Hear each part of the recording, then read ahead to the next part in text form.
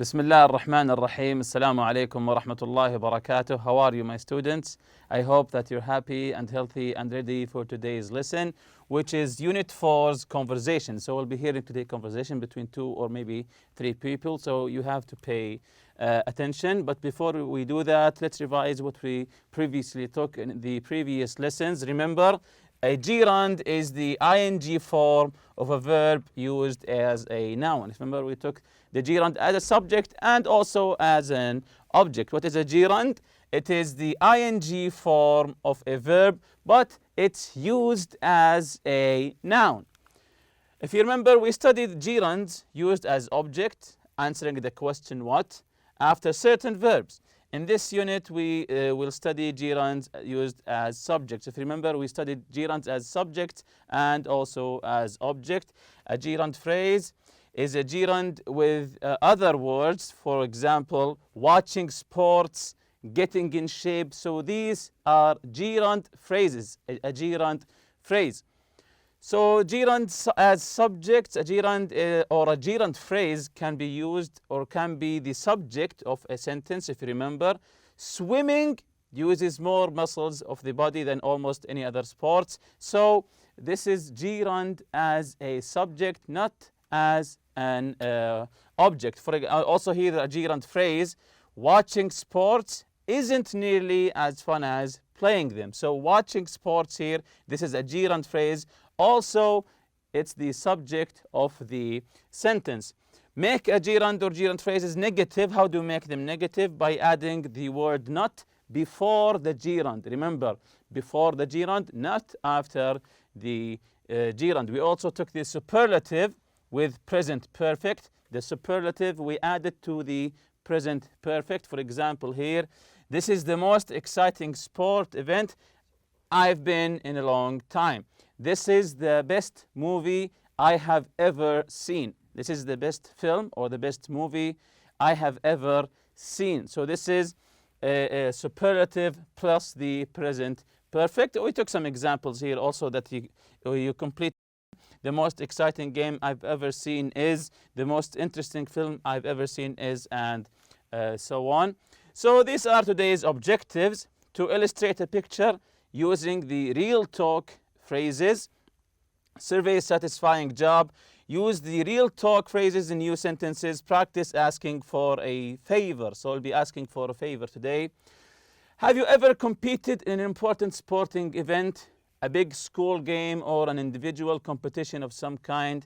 So this is a question for you. Have you ever competed in a sporting event, maybe at school, outside school? This is the question again.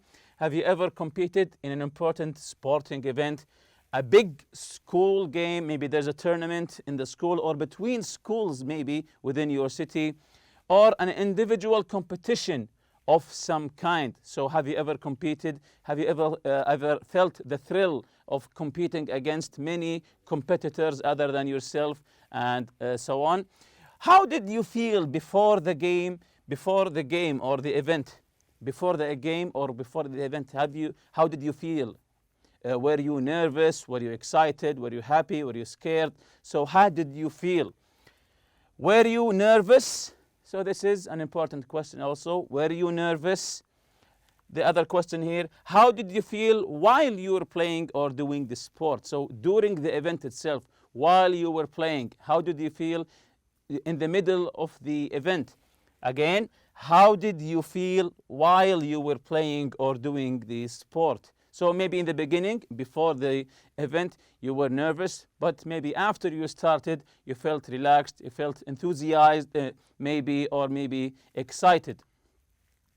What advice did other people give you? Of course, before any major event or major sport competition, many people will give you advice. Do this, don't do this, do that, don't do that. Be patient, don't be scared, and so on. So what kind or what advice did other people give you? So what sport are these for? What sport are these for? Of course, you can see here these shoes that are attached to blades underneath them, and they are on ice. So Can you guess what kind of sport or what is the sport here? Again, what sport are these for? Of course, you know that many sports maybe use the same kind of shoes here, the one that has blades underneath them and then on ice.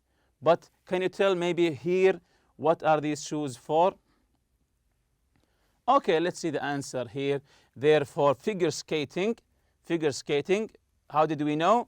The design and the tips of the blades show that these are figure skates, not speed skates or hockey skates. So different sports that use skating on ice use different blades. So these are figure skating. How did we know? Again, because of the design of the tips of the blades that show these are figure skates.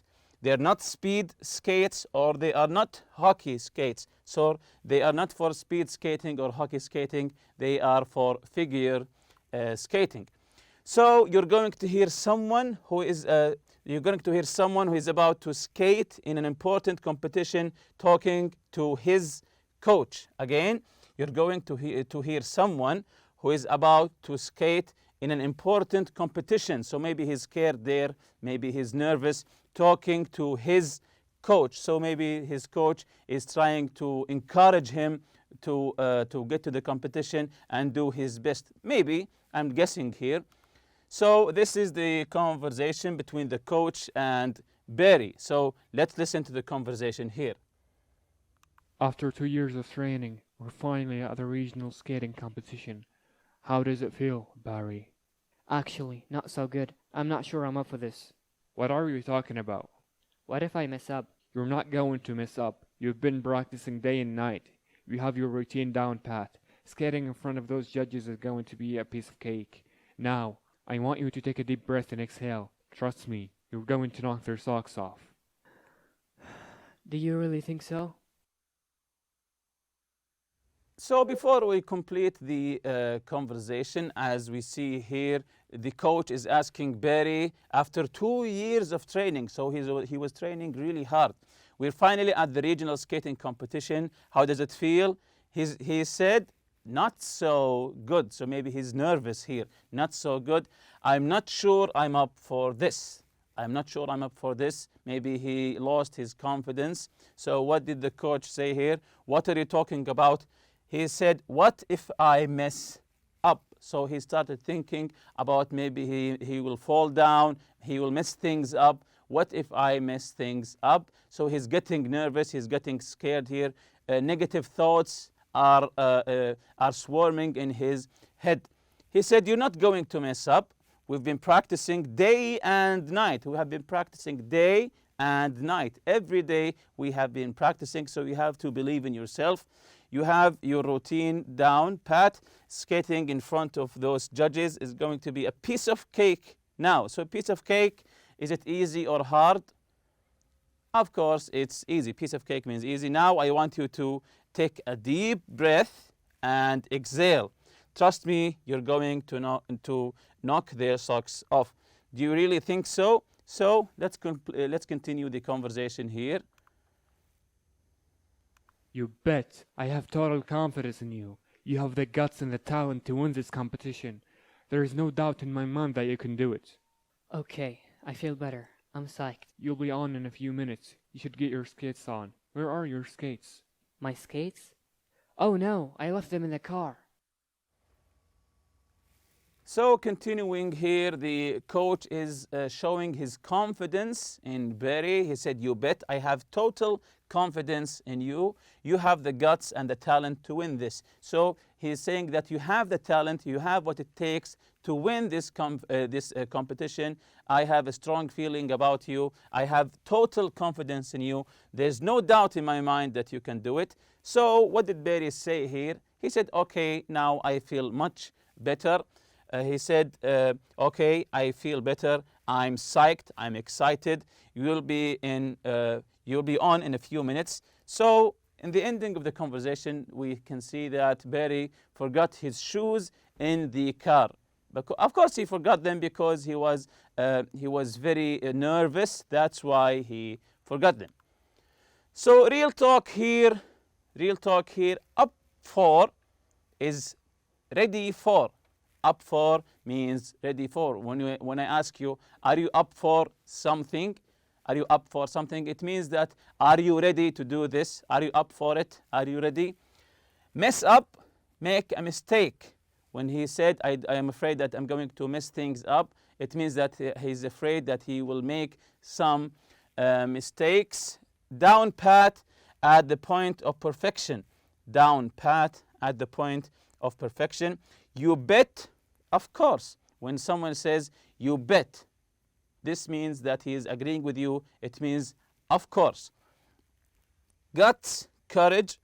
When you say you have the guts to do this, it means that you have the courage to do this. You have the guts, you have the courage. Psyched, excited, and psychologically prepared. When he said, I'm psyched, it means that he is excited and also psychologically prepared. So he's prepared mentally and physically. He's excited about it. Work with a partner and ask and answer questions about sports or other topics using the expressions. For example, are you up for a game of basketball after school? So these expressions that we took previously in the real talk, try to ask some questions using these expressions to your colleague. Again, work with a partner and ask and answer questions about sports or other topics maybe using the expressions. For example, are you up for a game of basketball after school? You want to say to your friend, you want to play with him basketball or football or maybe video games. So you ask him, are you up for it? Are you up for a football game after school? Are you ready? So up for means ready, if you remember. Did you ever mess up during an important game? Did you ever mess up? Mess up, it means makes mistake, if you remember. Did you ever mess up during an important game? Have you ever done anything that took guts? Have you ever did anything that took guts, that you needed some encouragement there? You were so courageous there. Have you ever did anything that's dangerous, but you did it because you have guts? I have the vocabulary down pat. How about you? I have the vocabulary down pat. If you remember, it means perfect. How about you? So come up maybe with more questions using the terms that we've learned throughout the real talk. Ask and answer with your colleague and vice versa. Maybe he'll ask you and you answer the questions. So about the conversation here, we have 4 questions here. Where are Barry and his coach? Where are they? How does Barry feel at first? How does Barry feel at first? Was he nervous? Was he confident? Of course, you remember. How does his coach help him? What did his coach do to help him? What's the problem at the end? So, where are Barry and his coach? How does Barry feel at first? How does his coach help him? What's the problem at the end? So we have 4 questions here about the conversation. So let's listen to the conversation again and try to look for the answers for these 4 questions. Let's listen again. After 2 years of training, we're finally at the regional skating competition. How does it feel, Barry? Actually, not so good. I'm not sure I'm up for this. What are you talking about? What if I mess up? You're not going to mess up. You've been practicing day and night. You have your routine down pat. Skating in front of those judges is going to be a piece of cake.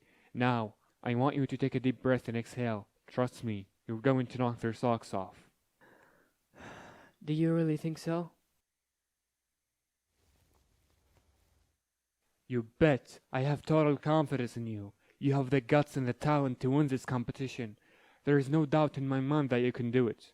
Okay, I feel better. I'm psyched. You'll be on in a few minutes. You should get your skates on. Where are your skates? My skates? Oh no, I left them in the car. So now that we have listened again to the conversation, let's answer the questions. The first one, where are Barry and his coach? Where are they? Are they in the restaurant? Are they at home? So let's see the correct answer here. They are at an ice skating competition. Of course, Barry is about to go skating the competition. They are at an ice skating competition. How does Barry feel at first, in the beginning? How does he feel? Not in the ending, in the beginning. How does Barry feel in the beginning? Was he nervous? Was he confident? Was he scared? Yes, let's see the correct answer here. He is nervous. He is nervous. How does his coach help him? So how does his coach help him? Of course, his coach helped him. So how did he do that? Let's see the correct answer here. His coach encourages him and gives him more confidence. So he kept pep talking him. So he kept encouraging him, giving him more confidence until, of course, in the ending, he felt more relaxed, more confident to go to the competition. He said, I have confidence in you. You have guts. You have what it takes to win the competition. What's the problem at the end? If you see the end of the conversation, there was a slight problem. What was it? Of course, Barry was nervous and Barry forgot his skates in the car. Because he was nervous, he forgot his skates in the car. Excellent. So jumping here to your turn, role play with a partner. Pretend you're about to do something you are nervous about, such as take an important exam or give a presentation in front of the class. Your partner will offer encouragement and express confidence in you. So role play, you trying to do something that maybe you're not confident about it. Again, role play with a partner. Pretend you're about to do something that you are nervous about. Maybe taking an exam, maybe speaking in front of the class, something that makes you nervous. And your friend will try to encourage you. So role play like that. And also the question here, what makes you nervous? Does the exam make you nervous? The final exam maybe makes you nervous, and so on. So try to think what makes you nervous. So maybe you can try to overcome it. And your friend, of course, will try to encourage you, maybe giving you some pep talk to make you more confident about yourself. Of course, role play, and then after you finish, try to other way around. You try to encourage your friend. Encouraging and expressing confidence in someone. So this chart here will help you how to encourage or express confidence in someone. You say, I know you can do it. You don't say, I guess you can do it. You say, I know you can do it. I have confidence in you. I have faith in you. This is great here. There's no question in my mind that you can do it. When you say, there's no question in my mind, I don't doubt you at all. There's no question in my mind that you can do it. You've got what it takes. You've got what it takes. You can say also, you'll do great. You're going to knock him dead or knock their socks off. You're going to knock him dead, or you say you're going to knock their socks off. Of course, this is an expression that you're going to dazzle them. You're going to do wonderful things that makes them surprised. So all of these expressions here that you can tell to someone, you can give to someone to encourage them and make them confident about themselves. So a question here, which expression does the coach use to encourage Barry? Which one from here, which one did the coach use to make Barry to gain Barry's confidence in himself? Again, the question here, what expressions does the coach use to encourage Barry? Which one from here, maybe one, maybe more than one, did he use? Let's see the answer here. You're going to knock their socks off. Also, I have total confidence in you. There's no doubt in my mind. So he used 3 here. You're going to knock their socks off. I have total confidence in you. Not I have confidence, I have total 100% confidence in you. There's no doubt in my mind that you can do it. And with that, we have reached the end of this lesson. See you next lesson, inshallah. سبحانك اللهم وبحمدك أشهد أن لا إله إلا أنت أستغفرك وأتوب إليك. السلام عليكم.